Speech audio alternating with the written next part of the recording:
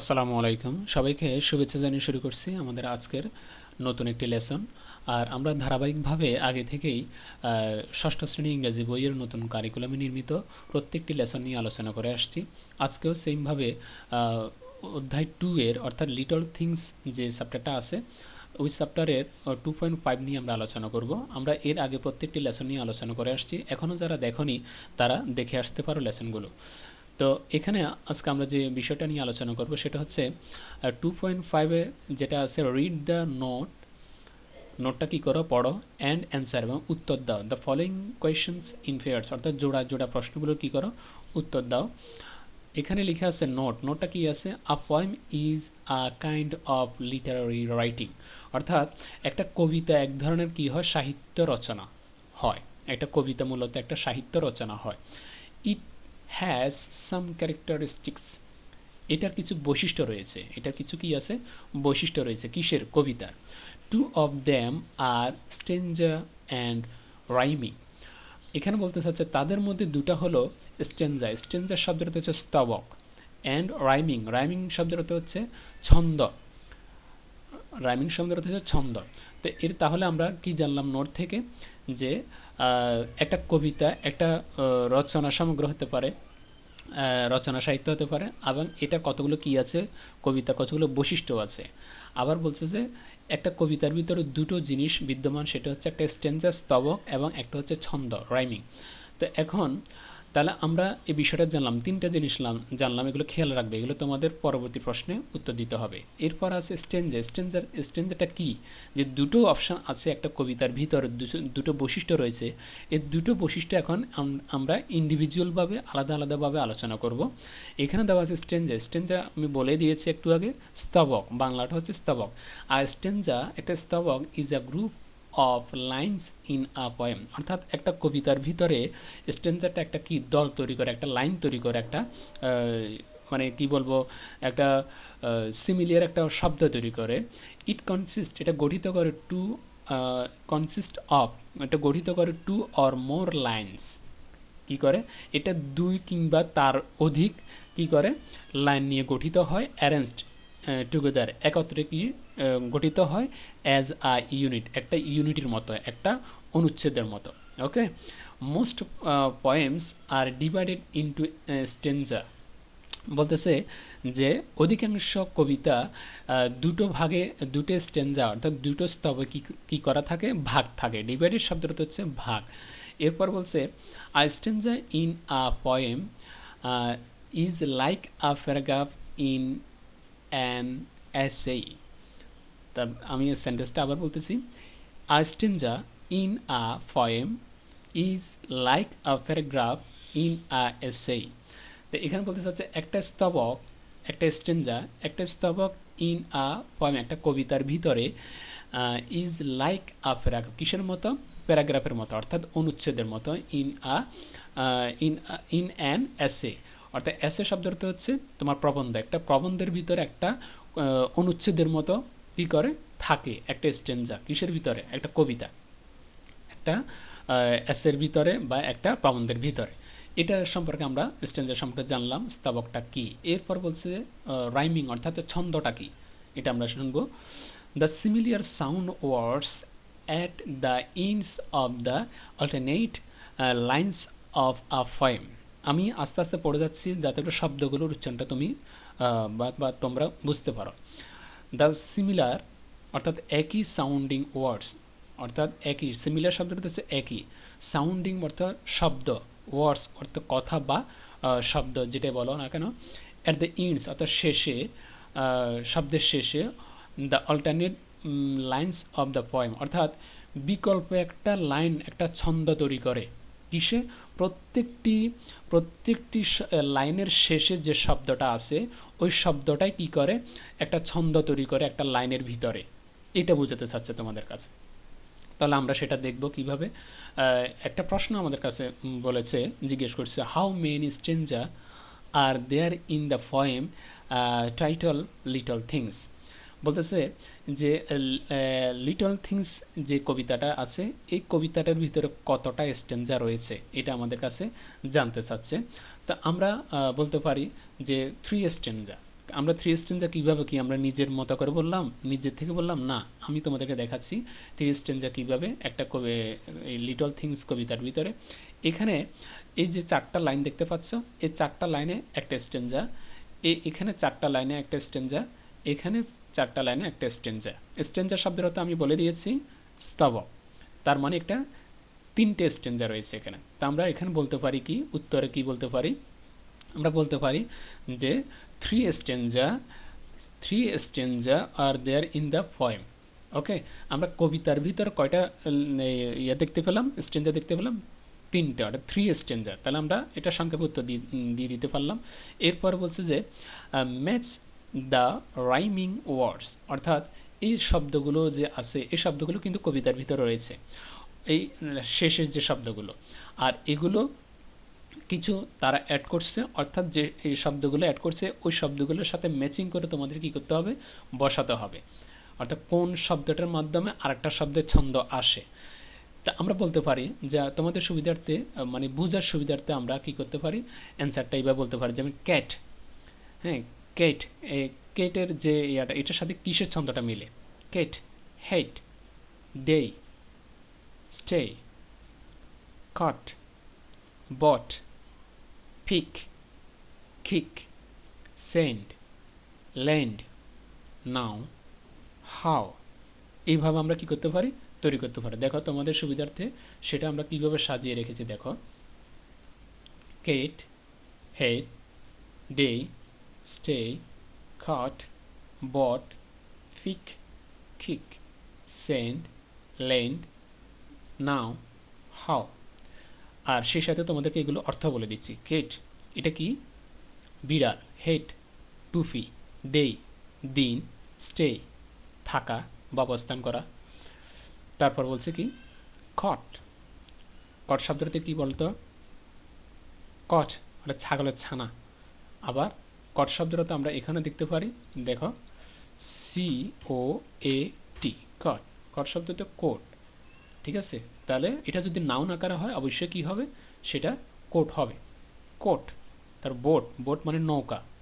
তারপর পিক মানে কুড়িয়ে আনা, কিক শব্দটা হচ্ছে লাথি মারা, স্যান্ড বালি, ল্যান্ড মানে ভূমি, জমি বা ভূমি, নাও এখন, হাও কিভাবে।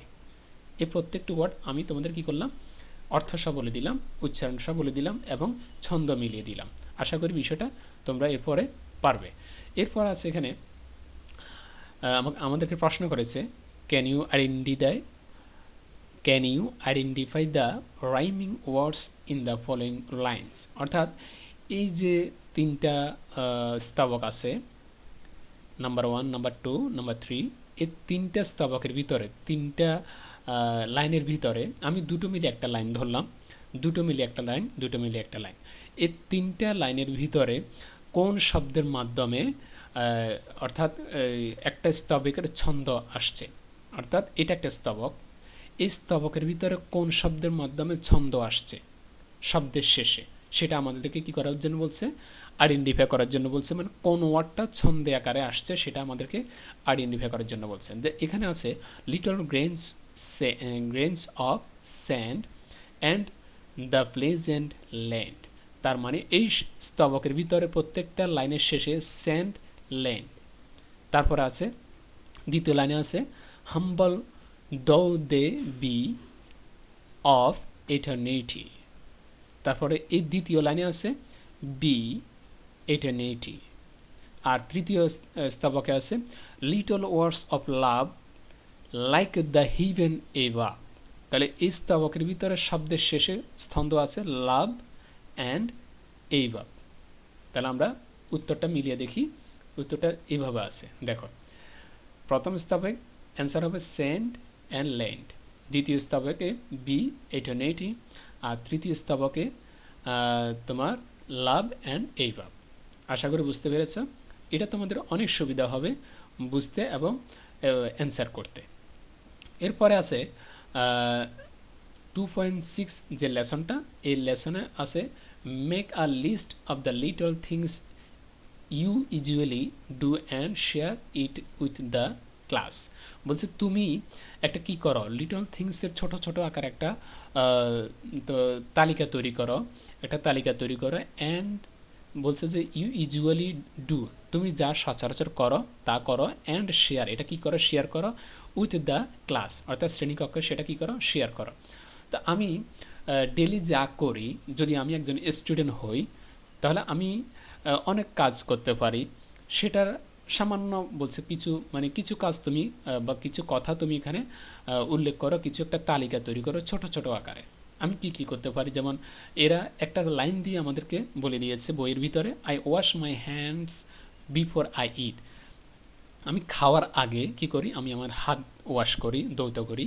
এরপর হচ্ছে I keep my room clean, আমি আমার রুম কি করি, পরিষ্কার রাখি। ওকে, এরপর আমরা লিখতে পারি, আমি আমার মতো করে লিখেছি, যদি আমি একজন নিজেকে স্টুডেন্ট মনে করি, I complete my homework every day, নিয়মিত আমি কি করি, আমার পড়াশোনা শেষ করি। আমার হোমওয়ার্ক যেটা আছে বাড়ির কাজটা, সেটা আমি কি করি, নিয়মিত শেষ করি। I help my parents there are different work, আমি আমার মা বাবাকে তাদের বিভিন্ন কাজে সহযোগিতা করি। আই অলসো টেক কেয়ার, আমি এছাড়াও টেক কেয়ার অর্থাৎ দেখাশুনো করি মাই ইয়ঙ্গার ব্রাদার, আমি আমার কি করি, তোমার ভাইদেরকে কি করি, দেখাশোনা করি। ইয়ঙ্গার বলতে বড় বোঝাচ্ছে, সরি ছোট বোঝাচ্ছে। তাহলে I also take care my younger brother, আমি আমার ছোট ভাইকে কি করি, দেখাশোনা করি। এখানে ভাইও হতে পারে, বোনও হতে পারে, যে কোনো একটা দিতে পারো। এরপর বলছে ইন দ্য আফটারনুন, অর্থাৎ বিকেলবেলায় I play with my friends, বিকেলবেলায় অর্থাৎ সূর্য অস্ত যাওয়ার আগে সময়টাকে আমরা কি করি, ইন দ্য আফটারনুন অর্থাৎ বিকেলবেলায় আমি আমার বন্ধুদের সাথে খেলা করি। এই ছোট্ট একটা স্টোরি বা ছোট্ট কতগুলো ছোট ছোট আকার কতগুলো লাইন দেওয়া আছে, যেগুলো কিনা আমাদেরকে এরা একটা তালিকা আকারে তৈরি করার জন্য বলছে। তো এখানে যে ডট ডট দেওয়া আছে, আমরা এই ডট ডটের ভিতরেই ওরা দুই লাইন লিখে দিয়েছে, আমরা পরেরটা আমরা এটা শেষ করলাম। এক একজন এক এক ভাবে জড়িত থাকে, বাসায় বা স্কুলে বিভিন্ন ধরনের কাজ করে বিভিন্ন স্টুডেন্ট। তো যার যার মতো করে তোমরা লিখবে, আমি আমার মতো করে লিখেছি। এরপরে 2.7 যে লেসনটা আছে, এই লেসনটা নিয়ে আমরা আলোচনা করবো। এখানে বলছে যে in a group of 5 to 6, অর্থাৎ এখানে 5 থেকে 6 জনের কি করে একটা দল গঠন করো। বলছে যে ডিজাইন আ পোস্টার, একটা পোস্টার কি করার জন্য বলছে, ডিজাইন করার জন্য বলছে। The little step to keep the classroom, ছোট ছোট আকারে নিট অ্যান্ড ক্লিন, অর্থাৎ ক্লাসরুমটাকে যাতে করে পরিষ্কার রাখা যায়, নিট অ্যান্ড ক্লিন পরিষ্কার পরিচ্ছন্ন রাখা যায়, এরকম একটা কি করো, ছোট ছোট বাক্যে একটা ক্যালেন্ডার, একটা পোস্টার তৈরি করো। And present it the class, অর্থাৎ ওইটাকে, ওই ক্যালেন্ডারটাকে, ওই পোস্টারটাকে তোমরা তোমাদের ক্লাসরুমে কি করো, তোমার প্রদর্শন করো, উপস্থাপন করো, এটা আমাদেরকে বলছে। এরপরে আমরা আমাদের সুবিধার্থে বা তোমাদের বুঝার সুবিধার্থে একটা পোস্টার তৈরি করেছি। দেখো এখানে পোস্টার লিখে আছে, অলরেডি পোস্টার লিখেছি, এখানে আমি আমার মতো করে লিখেছি, তোমরা তোমাদের মতো করে একটা কাগজের মধ্যে লিখে, সুন্দর রঙিন কাগজে লিখেও তোমরা ক্লাসরুমে ওয়ালে লাগিয়ে দিতে পারবে। তো এখানে লিখে আছে every day neat and clean our classroom, এটা হচ্ছে একটা তোমার টাইটেল, যেটাকে শিরোনাম বলি আমরা। এরপরে আমরা আমাদের মতো করে যে ক্লাসরুমে যেটা থাকার দরকার, যেটা আমাদেরকে বলতে বলছে, যে জানতে চেয়েছে যে পরিষ্কার পরিচ্ছন্ন রাখার ছোট ছোট পদক্ষেপ যেগুলো আছে, 5 থেকে 6 জনের একটি দলে একটি পোস্টার ডিজাইন করো, ঠিক আছে।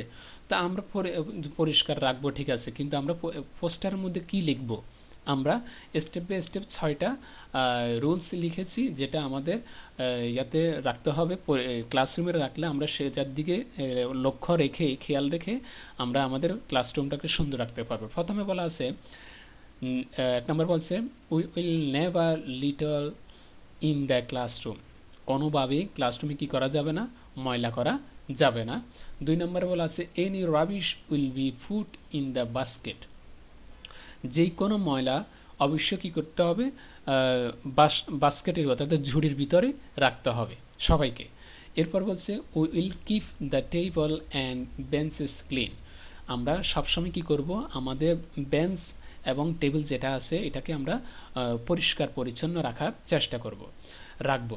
এরপরে 4 নম্বর আছে will not stain the walls of the class, অর্থাৎ বলেছে কোনোভাবে আমরা দেওয়ালে কিংবা দেওয়ালের গায়ে কোনো ধরনের দাগ আঁকা যাবে না বা দেওয়া যাবে না, এটার দিকে আমরা খেয়াল রাখতে হবে। এরপরে বলছে 5 নম্বরে will clean the floor before dust accumulates. তো এখানে বলতে চাচ্ছে যে যখন কোনো ময়লা থাকবে কিসে ফ্লোরের ভিতরে, আমরা সাথে সাথে সেটা কি করব, ধৌত করে ফেলবো, অর্থাৎ ময়লা আবর্জনা সেটা পরিষ্কার করতে হবে, এটা সবাই মিলে করতে হবে, একজনে করলে হবে না। এরপরে বলছে যে will create awareness among every one to keep the class clean, অর্থাৎ প্রত্যেকের ভিতরে একটা সচেতনতা ক্রিয়েট করতে হবে, সৃষ্টি করতে হবে, তৈরি করতে হবে, আমরা যাতে করে কি রাখতে পারি, ক্লাসটা বা শ্রেণীকক্ষটা পরিষ্কার রাখতে পারি, সেই জন্য প্রত্যেকের ভিতরে সচেতনতা থাকতে হবে বা তৈরি করতে হবে।